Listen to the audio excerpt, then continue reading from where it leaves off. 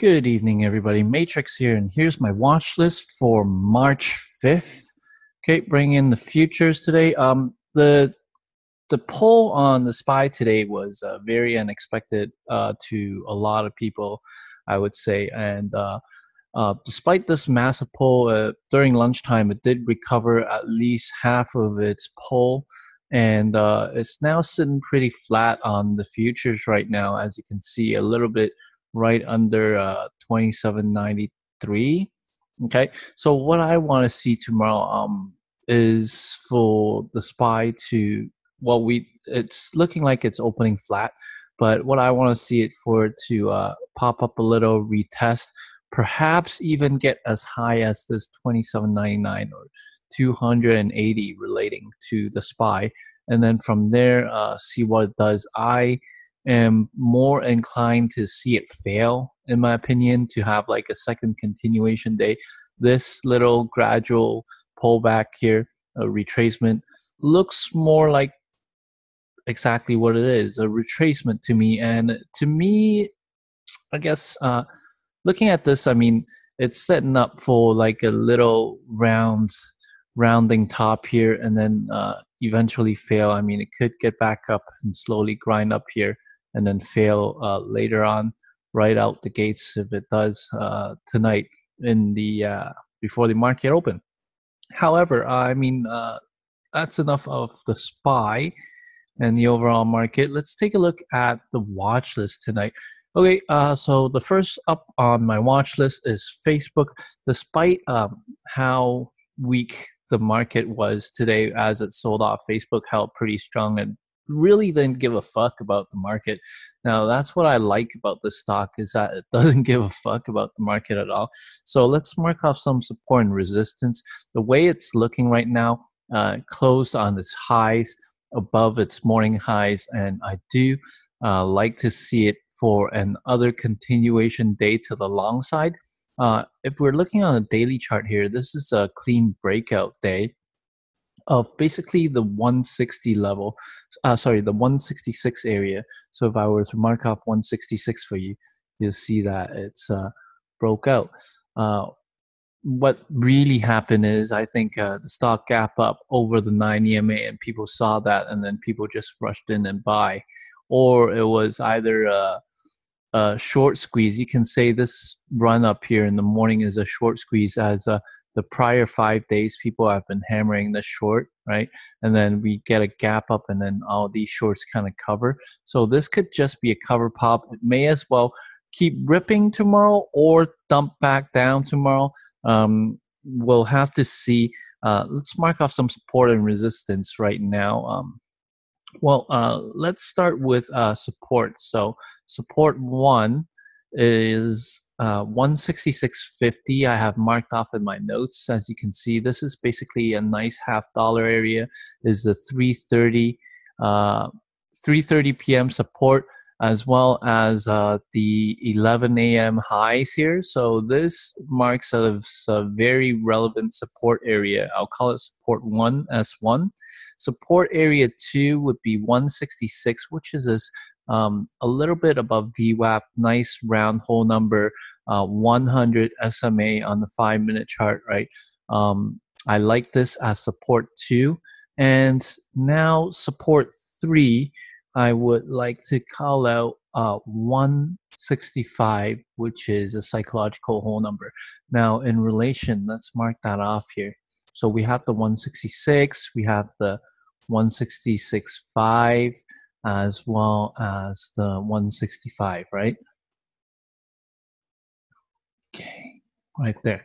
Okay, so we pop about the 200 SMA. For it to be another run-up day, I like to see if it like opens out flat, then I want to see a little dip, right? And hold this dip on the support areas above the 200 SMA in order for it to run.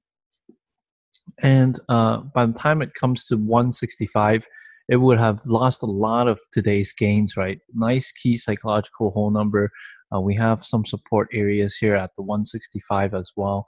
And also 165 is the earnings lows when it announced earnings, so earnings lows at 165. So this would mark off as a key support, in my opinion, looking at the volume here on the earnings date. Okay, so as long as it holds above these areas, I'll be looking for long when it dips. Okay, now as far as the short side goes, so let's mark off some resistance. We have immediate resistance here at the 167.5. So I'm going to change the color real quick to differentiate here. Resistance. So this is the high of day of today. So if it's pre-market unable to get over, I do like the short thesis to take it down on the dip, right? Pay yourself here, and pay yourself here. And that would be the one trade, right? We also have some nice resistance here at 168.25. So I'm going to mark that off on the daily chart, 168.25 to 30s area right here, red line, and also the 169.25. Now I really think this 169.25 can hold it down. Let's mark that off, and you'll see why on the daily chart. I mean, this is the 169.25 area. I mean, look at this: prior resistance on February 7th, prior support February 6th. Scrolling back a little bit, also resistance here on February 4th, resistance here on February 1st, support here on February 5th. So this 169.25 area, very clean. So anywhere from 169 and 169.25, this will be a key area to look for a reversal in the short, in my opinion. Of course, we have the high of day as well that I didn't mark off on the daily chart, which is right here. Okay, so 3 support, 3 resistance ideas. We'll have to see what it does at the open as it comes up, right? This 168.25 also pretty key, as you can see right here, resistance areas. So all these levels mapped out for either long plays or short plays, and that's what I'll be looking for on Facebook tomorrow. Next up, we have a Gap GPS. This was a massive miss today as it sold off huge and basically all day faded, right? This gap up was from its earnings, okay? And then we have a nice downtrend line over here.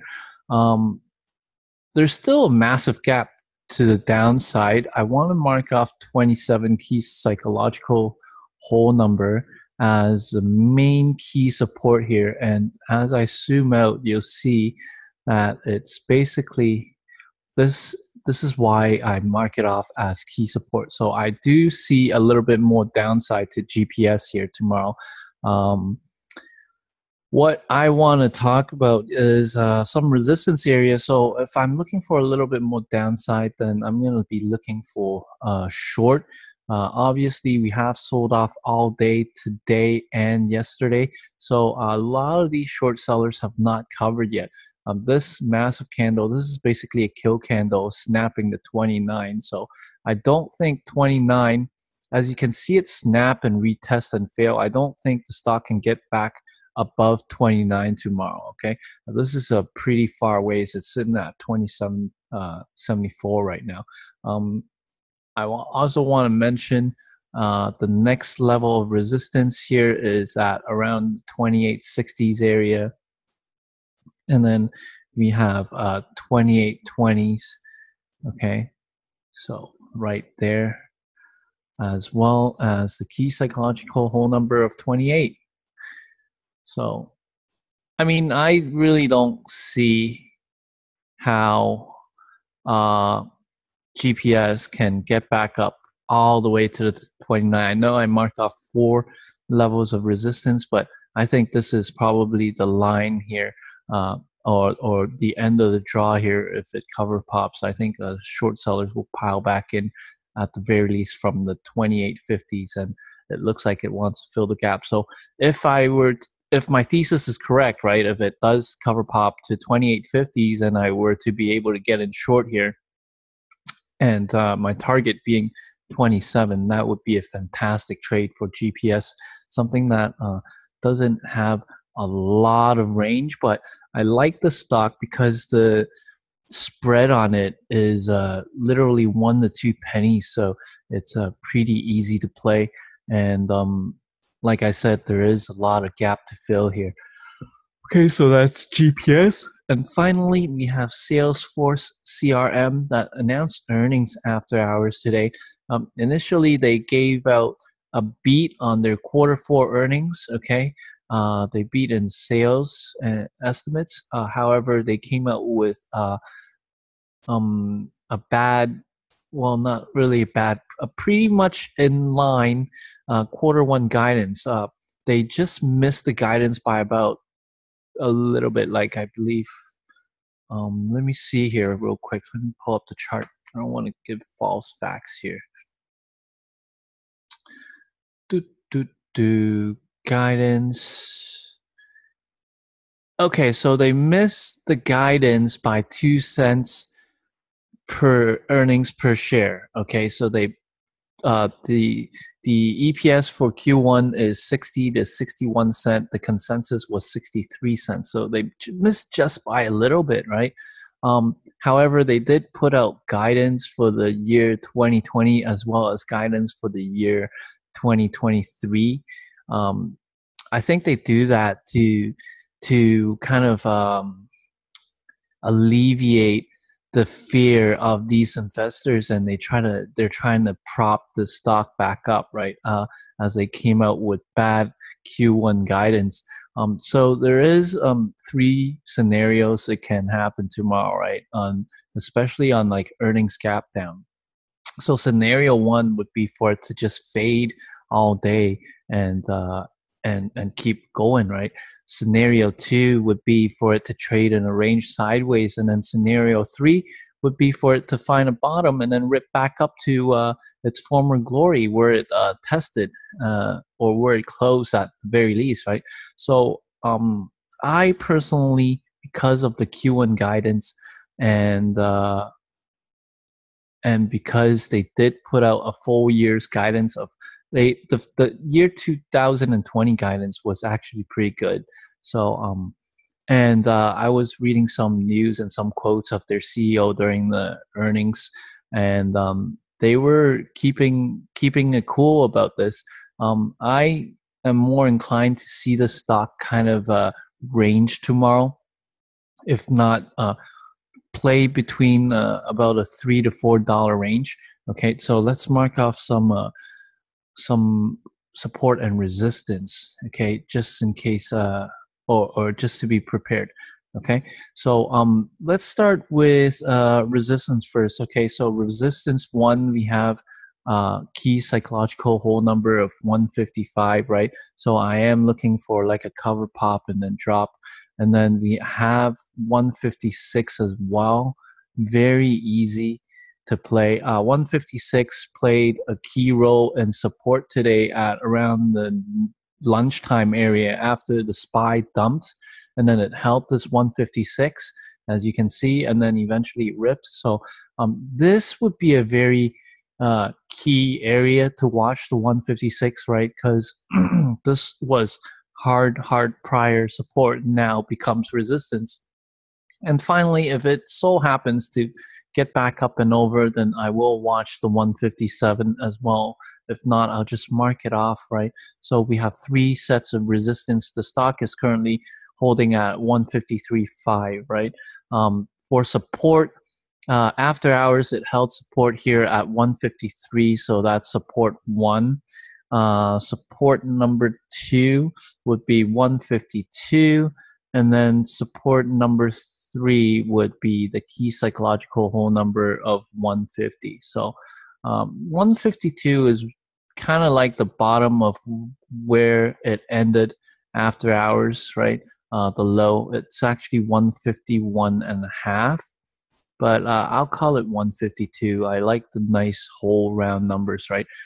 It actually, all these support and resistance areas translates to the daily chart as well. So I mean, if I were to use 153 as support, like I'm marking off right now, 152, and also the 150, if it does an all-day fader, then 150 would be my ultimate goal here. As you can see, it's the 50 SMA on the daily chart, and like like I said, I mean the 153 plays really well here.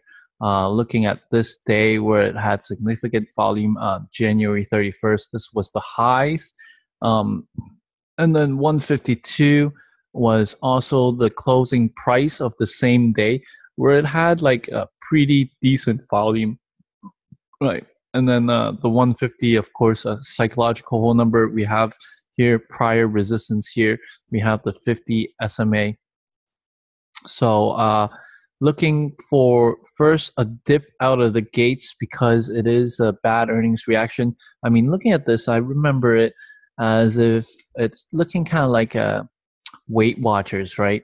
Although it didn't dump as much as Weight Watchers did, this thing only lost like 3%. But to me, the pattern looks kind of like Weight Watchers. And what Weight Watchers did the next day was dump, found some support, and then started grinding back up. And then it ground up a few more days afterwards. So I am expecting a dump tomorrow out the gates. Maybe it'll find support here at 153, if not a little lower. I mean, to test these wicks here. Okay. And if it reclaims the 153, then I do like it for long, and I do ideally I want to play within this range from the 153 to the 156, 155, 156 area. Okay, so that's my plan on CRM.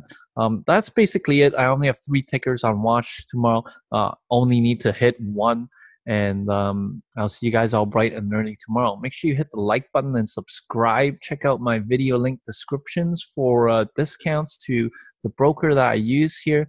This is the Funded Accounts, TEFS, as well as check out my mentor's YouTube channel. It's also in the video link description as well. If you want to join me at Trick Trades with some proper education, I also have a discount code for that in the video description links. We'll see you guys all bright and early tomorrow, and have a great day. Ciao.